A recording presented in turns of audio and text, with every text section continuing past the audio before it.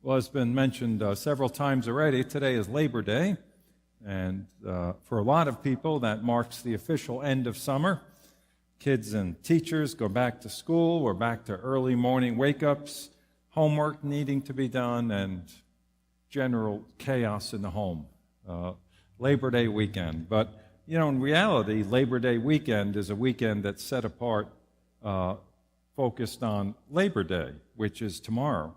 And Labor Day was a day that was set aside by the United States government in 1894 to honor the contributions that were made by American workers to the strength, prosperity, and well-being of the country. So it's a day to say thanks to everyone who works because it helps keep the country going and other things related to that. But I know not everyone has a job, and some people are out of work right now. Some people are looking for work and trying to find work. And I know sometimes when you are looking for jobs, you read the help wanted ads, and they can be a little confusing as to what they're about. So I did a little decoding of some of the usual things you'll see on a help wanted ad. So just so you know, this is for your benefit when you apply for a job and look for a job, okay? The other thing is this is a sad attempt by me to be funny, so don't get too uptight. It's meant to be funny, okay? Everyone's looking at me like they're all worried about what I'm going to say. Okay, so here's what you do. Often you look for a job, it'll say, join our fast-paced company. What that really means is we don't have any time to train you. You may apply for a job that says casual work environment. That means we don't pay you enough to make it expect you that you'll actually dress nicely. Some jobs will say some overtime required. What that means is you'll have to do some overtime every night and some overtime on the weekends as well. Is this thing working? Okay, just checking. All right. Some jobs will say duties will vary. What that means is everyone in the office will boss you around. Some jobs will say looking for a career-minded individual. That means female applicants must be childless and remain that way. Some jobs will say no phone calls, please. That means we've already filled the job. Our call for resumes is just a legal formality. Some will say problem-solving skills a must. That means we don't know what we're doing, and we hope you will. The last one you'll often see is it'll say apply in person. That means if you're old, overweight, or ugly, you'll be told the position has already been filled. Okay? So there's a couple more, but if you have any questions, you can see Dane. He's like a work specialist, and he can help you with these jobs. But in actuality, the concept of work has been around a long time. It just didn't start in 1894. Actually, it's been around from the very beginning of time. And the thing about work is when it was established, work was supposed to be something that was enjoyable, meaningful, and rewarding. Now, how many people today would describe their jobs like that? Enjoyable, rewarding, and meaningful. Not that many. Well, there's a reason for that, and it's found in the history of God's work in work. We know from Genesis 1 that God is a God who works. He created everything in 6 days. He worked to create everything around us, and what it says in Genesis 2:2 is that he then finished all the work that he had to do, and he rested on the seventh day. And that's interesting because that's still kind of the model we have of work in the world today. You work all week and you rest on the Sabbath. That's what it's supposed to be, which is held for the most part. And in the process of God's creating, when he created man in chapter 2:15, we know that he put him in the Garden of Eden. And what did he put him in the Garden of Eden to do? To work, to take care of it, to tend it, to keep it. And to make that work even more pleasurable, he brought him a helper named Eve. And he specifically said, this is someone I'm bringing you to help you. So she was there to work together with Adam to enjoy this beautiful paradise that God had created for them. So when we look at this early initial scene in Genesis 1 and Genesis 2, it's this picture of Adam and Eve working in the garden in a state of joy and bliss. They're in a place that they are blessed to be in, and they have a wonderful relationship with God, and they just love this environment and atmosphere of work. And part of what plays into this as well, which is not so much stated, but is clearly a part of that, is that as they did this work for God, they had a real sense of purpose and meaningfulness in the work. They were doing something that not only that they enjoyed, but they knew that God wanted them to do. And so they were happy and content. And this was God's initial intent for work, that it would just be fun. It would be enjoyable. We would feel purpose. We would feel meaning. We would have a sense of identity in our work as we worked in conjunction with God. But again, that's not how most people look at their work today. And that's because of what happened right after God set it up to be so wonderful and meaningful. And we know that from after the serpent tempted Adam and Eve to break the one commandment that God had said, don't break. After that, when they broke that commandment, all sin and evil came into the world. And when sin and evil came into the world, it drastically altered everything that God had initially created as good. Everything was good, and sin and evil ruined it. And that includes work. This picture of joyful, meaningful work was ruined, was altered. And we know that God particularly singled out work in his response to the sin. It was in chapter 3, verse 17 of Genesis, one of the things that God cursed in response to man's sin was the ground, was the earth. And this is what he said about it. Cursed is the ground. In painful toil, you shall eat of it all the days of your life. By the sweat of your face you shall eat bread. What a difference from that first picture when it was like, wow, this is wonderful, enjoyable. Isn't it nice to work? Now it becomes painful, difficult toil. That which was supposed to bring satisfaction and purpose and meaning to our lives would now be a source of strife and hardship. So now you wonder why work isn't so fun? Wonder why work is hard? It goes back to the beginning. It goes back to this very point. This is the basis for the great paradox of work. The great paradox of work for mankind. On the one hand, it was bred into us, it was bred into our nature and existence to want enjoyable, satisfying, meaningful work. But on the other hand, our inclination toward evil and sin warped that, turning it into difficult and painful endeavor. That's what happened. You know, even in cases where we have a good job, I know some of you like your jobs. Like, well, my job isn't that bad. I don't mind it. But even in those cases, we know there's a lot of the everyday hassles associated with it. Commuting there, trying to get to work each day can be a headache. Getting paid enough to afford the cost of living today is often a struggle. Getting sick or hurt on the job often happens. Having to deal with difficult people that we work with, or just scheduling headaches. There are a lot of problems associated with work.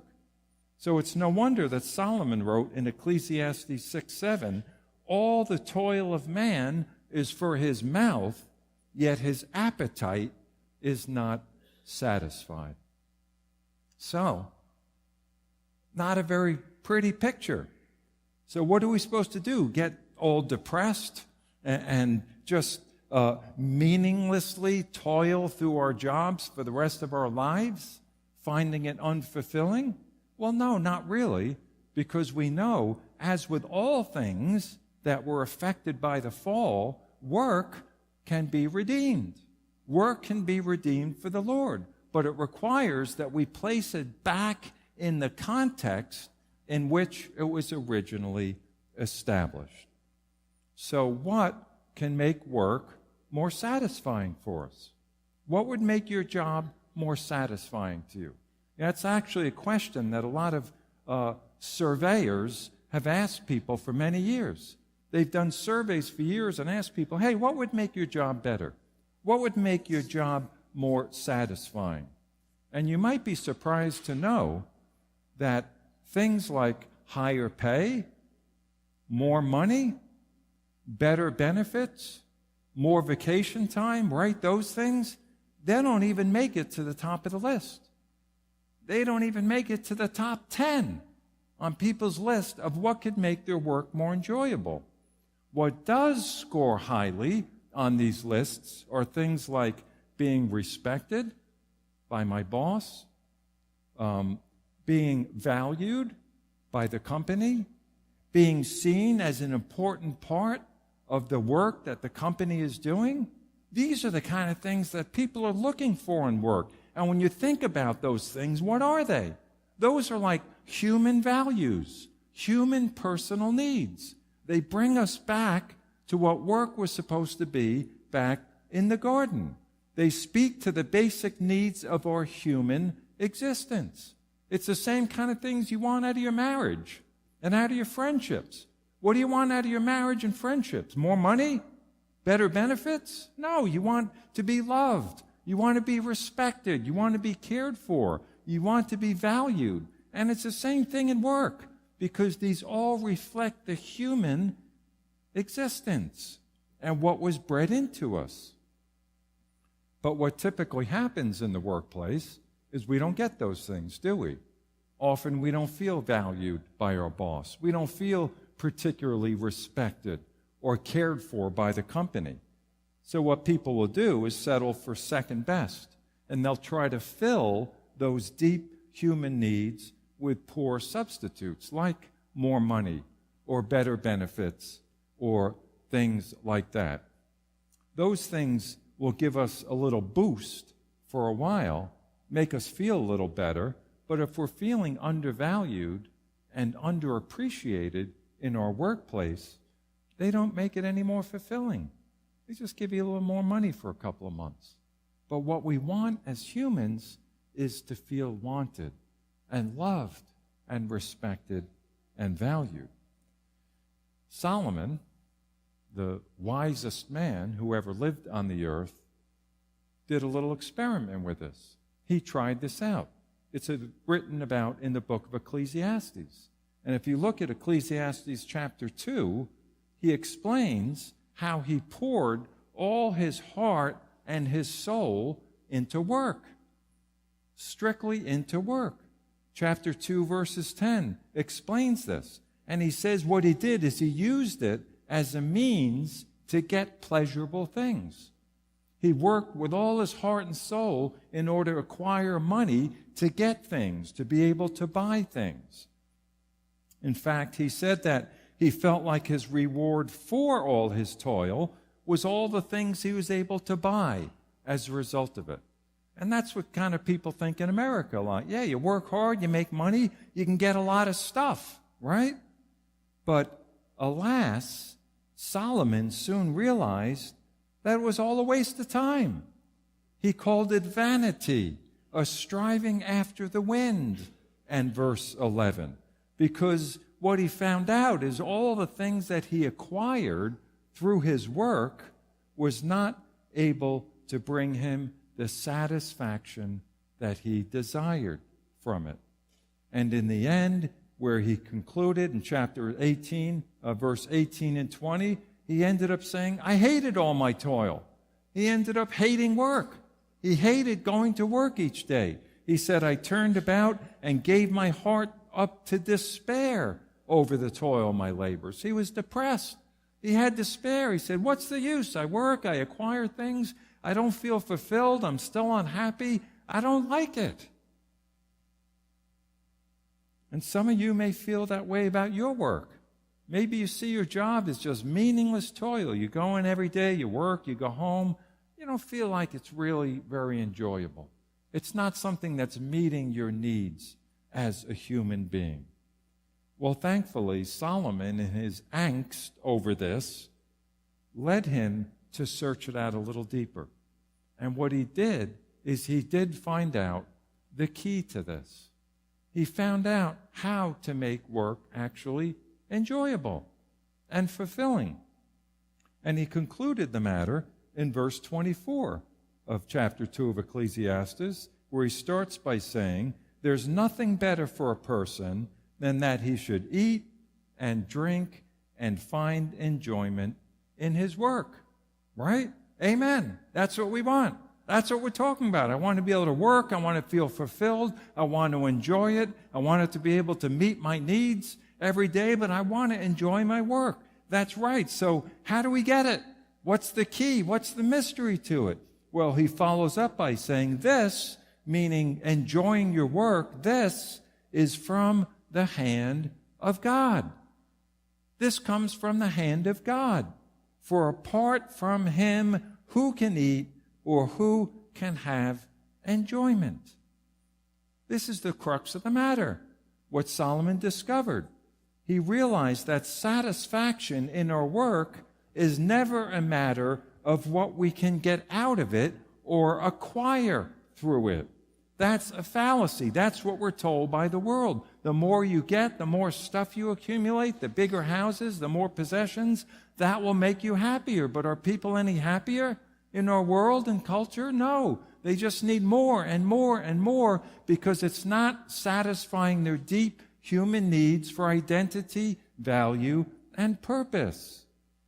If that's what we're working for, we will always be frustrated because that's not what we really want, and that's not what God designed work to do. He didn't give us work to buy stuff and accumulate things.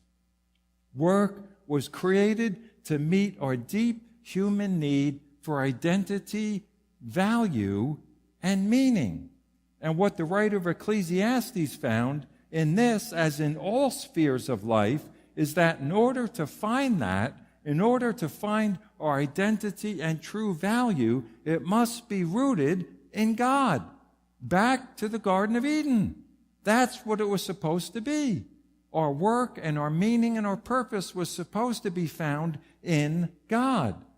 That's what he said. Without that, we can never be fulfilled. I don't care if it's work or marriage or play or wealth, whatever there is in your life, if you don't have a vital, deep connection with God, everything you do will be meaningless and unfulfilling because our work and all these things were created by God and given to us by God so that in relationship, in context with our relationship with him, they would take on meaning and purpose and fulfillment for us. Without it, they just become meaningless pursuits to fill the void in our souls that only God can fill. Work can't do it. Only God can. And when we fill those voids in our soul with God, then our work becomes meaningful, and our marriages, and our friendships, and our relationships. When our identity and value is rooted in God, hidden in Christ, Colossians 3:3 says, then all things in life do have value, and they can bring enjoyment because we see them in their proper context. Blessings from God to meet our basic needs rather than a means to attain identity and value. You know, people whose identity and value is based on their possessions become defined by their possessions. And I don't know about you, but that's a pretty shallow form of identity. If the best thing you can say about someone is, wow, they have a nice car, that's not too deep, is it? If the best thing you can say about someone is they have a lot of money and they have a nice house, it's kind of like, that's it? That's the best thing you can say about someone?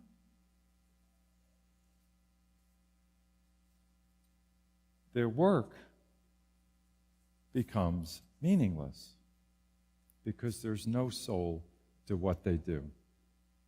So the question for all of us in response to that is, what do you work for? What do you work for? Or maybe the better question is, why do you work? And for whom? Who are you working for? Do you work for the company whose name is on your paycheck? Or do you work for something greater, something bigger, something transcendent to the human existence? Colossians 3:23 and 24 says, whatever you do, work heartily for the Lord. Work heartily for the Lord and not for men, knowing that from the Lord you will receive the inheritance as your reward. You are serving the Lord Christ. Who do you serve? Who do you work for? The answer to that question may very well determine how enjoyable your work is. If you feel like you're working for the Lord and everything you're doing is to bring glory to Him, work can be a joy. It can have meaning because it has a purpose. But if all you do is work to attain things and acquire things, it's a pretty poor existence.